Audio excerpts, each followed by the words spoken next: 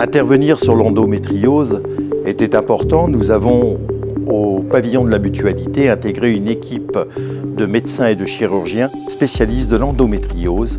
Et aujourd'hui, nous proposons donc le traitement de l'endométriose, le suivi jusqu'à l'opération si elle est nécessaire, en secteur 1, c'est-à-dire conventionné sans dépassement.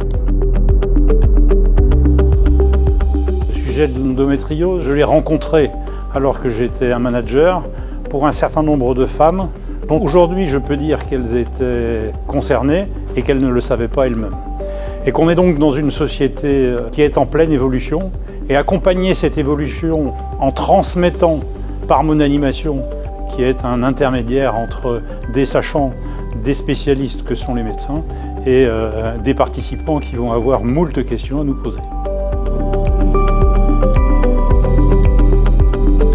C'est une maladie qu'on connaît très bien depuis très longtemps, qu'on sait très bien diagnostiquer, mais qui reste encore méconnue des professionnels de santé.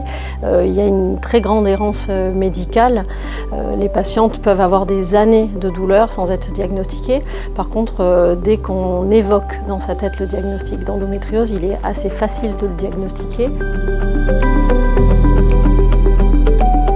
Se remémorer facilement les symptômes de la maladie, on peut dire que c'est la maladie des 5 D. Le premier symptôme, c'est la dysménorrhée, donc les douleurs de règles, premier D. Après, il y a les douleurs pelviennes. Après, il y a les douleurs au moment de la miction, des dysuries.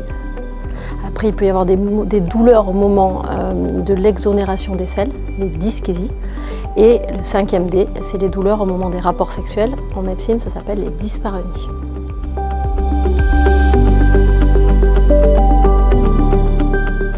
Moi, je pense que tout médecin traitant ou tout gynécologue qui voit, par exemple, pour la première fois une patiente, devrait toujours poser la question « Comment ça se passe les règles? Est-ce que vous avez des douleurs? Est-ce qu'elles sont abondantes? Est-ce qu'elles sont régulières? Est-ce qu'il y a des problèmes pour les rapports sexuels ?» C'est-à-dire, je pense qu'il faut poser des questions.